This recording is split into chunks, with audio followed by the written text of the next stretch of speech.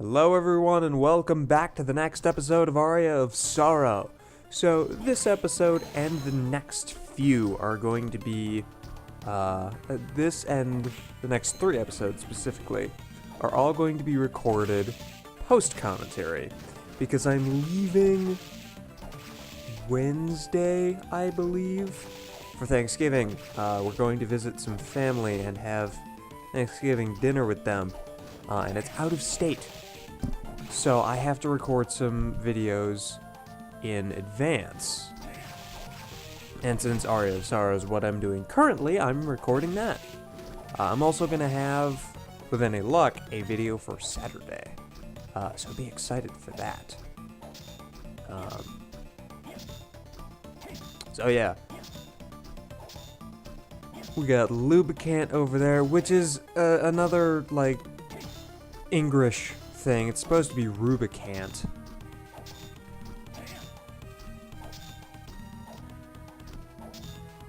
Sorry, I'm looking at the video, and it kind of looks like there's some visual tearing in the recording, and if that's the case, that's really bad. Because... oh, no, I think that's just my monitor, because it moves when I move the window. I know my graphics card isn't the best, and neither is the monitor I have. I'm not sure. I really hope that visual tearing doesn't show up in the video, because it looks absolutely atrocious. And it makes me feel bad. If it does show up in the video, I apologize. I am bad, and I should feel bad. Future me, insert a picture of Zoidberg right here. Go ahead. Right now. Yep. Got that out of the way? Okay, cool. Oh. Yeah. This area, I'm just like, nope. I remember that room because I did the practice file. Or I got there on the practice file the other night. And no, I hate that room. We'll be saving that for... after we get a certain power-up pretty soon. Or a certain ability. Actually, it's not an ability soul, it's a guardian soul. So if you didn't have the beam skeleton soul already, you will most certainly have it after this room. Because, holy crap, there's a million of them. And I'm looking for Legion. I don't know why, because Lightning Doll works just fine. And Legion doesn't do near enough damage to really beat the crap out of these guys. But, you know, it hits multiple times, that's nice. More effective to really just hit them with my sword, because my sword does so much damage. It's funny. So, as you might notice, those little statues up there are holding something that kind of looks like a D-pad. And it basically is a D-pad. When those little red lights appear, you press whatever button it implies. So up, down, left, right, or down. Said that in the wrong order. Anyway, yeah. Be careful, because some of them between statues use the same direction twice. And if you fall off the if you fall off the platform or press the wrong button, you have to leave the room and re-enter and do it again, which is a pain. But for your trouble, you get the rare ring, which I won't be taking advantage of until later. What the rare ring does is it increases the drop rate of the rarer items in an enemy's loot pool. Something I failed to mention earlier on, most of the enemies have drops, like item drops. The top item drop in the little enemy encyclopedia thing is their common drop. The bottom drop is their rare drop. So some enemies just have a common drop, others just have a rare drop. The rare ring, I believe, makes it possible to get the rare drop. Future me will correct me on that, but I think that's how it goes. Like the zombie, I don't have the zombie's rare drop, even though we've killed 1 million of them, which is funny. So I think either the rare ring just makes it way more likely, or just possible in general to collect them. And then Aurochs' suit, which, it would be much better if it, you know, weren't so low defense and Eversing weren't so amazing. And over here I spend a little bit searching my equipment because I thought I picked up a weapon, but that's not till later. So, trying to show off all the things that I didn't really show off before. Show their descriptions so you can at least get an idea of what they do. Alright. So, it's time, as you saw, to fight a boss, because there was a boss door there. I'm trying to decide what weapon, or what gear to use here. The best things that I can recommend are probably the Medusa head or flying armor souls, because they make this much more forgiving. I go in there with Persephone, because I realize that Persephone might be useful, but midway through the fight I realize that the Medusa head soul makes this a complete joke, at least in the second stage.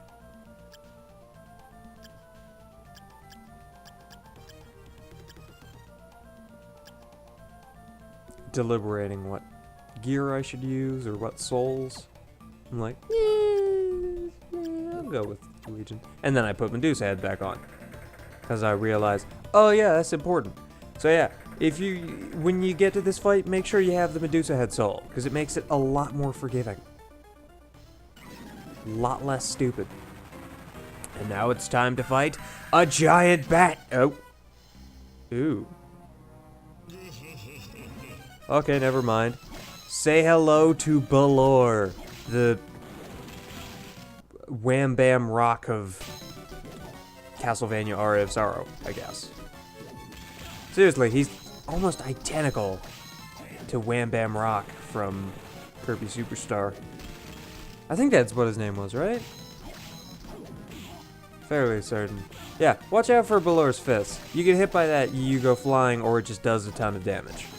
And the hitbox on the fist isn't always that good. Here's the part where it's important, because you can just float here and beat the crap out of it. Normally you have to watch out for those like fire pillars along the ground because of the lasers, but nope, with Medusa head you don't have to worry about it. And then we get Balore's soul, which is awesome, because it does this. Woo! Deadly punch. It's like a Mach punch. Break it open and giant bat. Transform into a bat, giving you the ability to fly. I said that wrong. Transforming into a bat gives you the ability to fly. And hey, it's Jay. Oh. He looks pale. He got his memories back. Ooh. It seems that your dark power triggered the return of my memories. Just like I guessed. I have quite an extensive history with Dracula. Yeah, that kind of makes sense. My real name is Julius Belmont. He's a Belmont. As is to be expected. I think there's only like 1 or 2 Castlevania games that the Belmonts aren't present. So of course there's a Belmont in here. We already know Yoko's not one of them.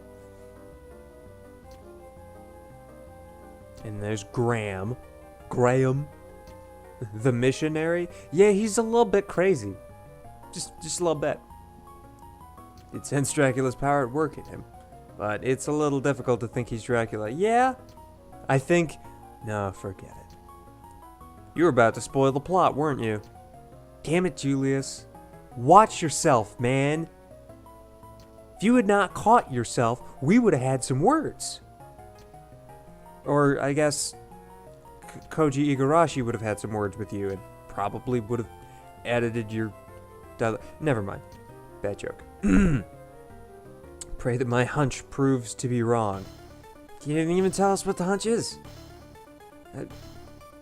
Okay. I know what the hunch is. And people who've played this game know what the hunch is. But if you haven't seen this game before, you have no idea what he's talking about. And also, this is why I waited on this room. Because Giant Bat makes this pathetically easy. I mean, you know, as easy as dodging Medusa heads and other crap. is, but yeah, you know.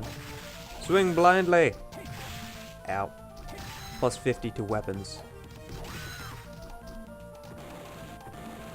So that little red thing back there is a switch. It's supposed to change the conveyor belts, send them going in the opposite direction, which would make it easier to get in there. But you can just use Giant Bat and say screw it. So, yeah. And Balmung, which I'm not going to show off till later, because I really want to get the crap out of this room. Hey, another Medusa head soul. And I'm stoned. Yep. The thing that really sucks about this room is when you get petrified, it doubles the damage that the spikes do to you. So you have to be very careful. Oh yeah, I don't think I mentioned that before. Petrification doubles the damage you take on your next hit, because the next hit snaps you out of petrification. So if you get petrified and you would take 50 damage, you take 100 damage, which is very frightening, especially when you have enemies that do a lot of damage. Save. Save station. And punch the killer mantle. Yeah, see, like 500 damage. Balore does a lot of damage. The only problem is, it's a relatively small hitbox, and it's not easy to hit things with, because it's got that little charge time, but, you know. And a room I didn't show off before. Say hello to, if I can hit her, well, Lilith, and the succubus. It didn't show it. The gray-winged one is the succubus, the red one is Lilith. We're gonna want the succubus's soul, and I believe Lilith has a separate soul. I don't remember what hers does. And I proceed to whomp the succubus with a punch. Does a lot of damage, but it doesn't do enough to kill these two. Now there's an interesting, succubus soul. Absorb enemy's HP when an ordinary attack is delivered. That is important. We're gonna want that. Though it's mostly important for story reasons. Yeah. What was I gonna say? Oh, right. There's an interesting little tidbit that I don't think I show off until a little bit later about succubus that involves a certain soul. And it's pretty funny. It's also a really, really dick move, but it's kind of funny. More so, it makes me wonder if anyone has done it unintentionally. Because if so, that would be a bad time. If you do it accidentally, you're gonna have a bad time. That sounds like something else. Were-Tiger.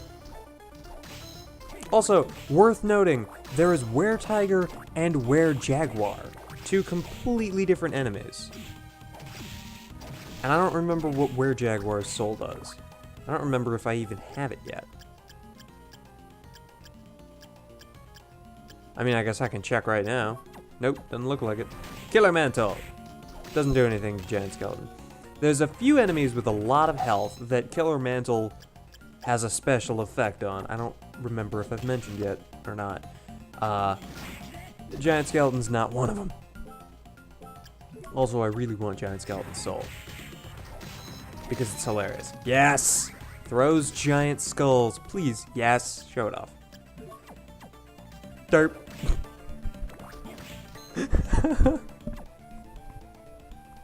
Sorry about that. Mic's a little bit close.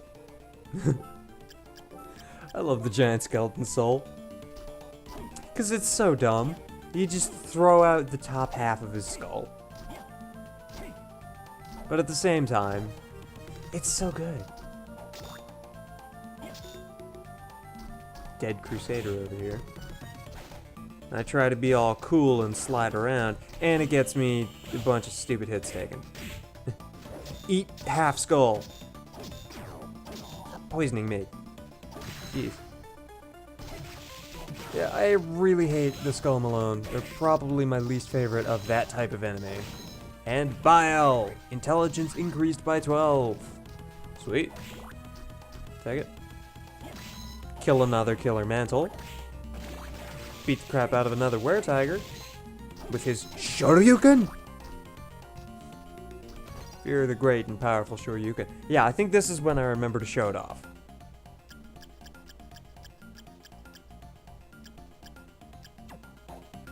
I don't remember what I was looking for there. I was looking for something. I have no idea. Huh. Anyway. Also don't know why I put on Peeping Eye. Because there's no secret passages in this area, I don't believe. Bifron! Kill a couple of gargoyles, and this is when I find out something kind of interesting. Bifron, very useful against the gladiator. If you launch it as he's turning, it does a ton of damage. Because he just kind of gets stuck in it. It's really good. Kill another Skull and Malone, get another Skull and Malone soul, and grind some health on a dead Crusader. This is part of the reason the Succubus's soul is fantastic. Because the Kicker Skeleton's kick counts as a regular attack. So you can just kind of whomp the crap out of him. It's really nice. Alright, put on Killer Mantle. Because there's an important enemy it's useful against here. An enemy whose soul I really want. Say hello to the Red Minotaur. His description is, a Minotaur who got stronger due to its recent trip to hell. Yeah. Anyway, Red Minotaur is very powerful. Has a fancy little trick he can do. He also has a ton of health. Hit him with Killer Mantle, one hit, he's dead. It's very quick. And Leviathan.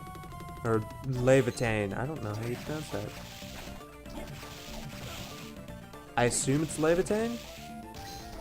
Maybe it's Leviathan. I'm not sure. It's weird. Words are how do. I don't understand them. I do understand money though, and Succubus soul. Gets me plenty of help. Beat the crap out of a couple more gargoyles. And check the next few rooms. You would expect something to pop up here. Nothing ever does. It's very strange. I start to leave, and then I'm like,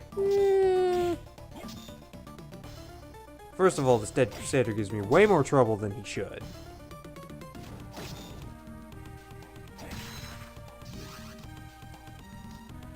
Wait for it. Eventually, I decide I want to go back and get the Red Minotaur soul. And it's as I'm leaving, too. I try to beat the crap out of Dead Crusader with Skeleton Kicker, or Kicker Skeleton. It doesn't work. Keeps moving left and right. No good.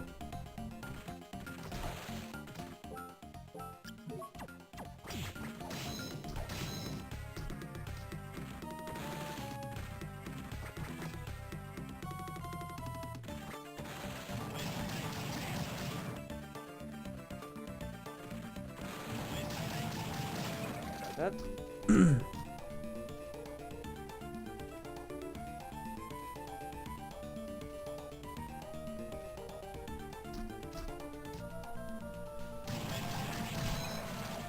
use Bifron on another Beam Skeleton, fight another Were-Tiger. Shoryuken!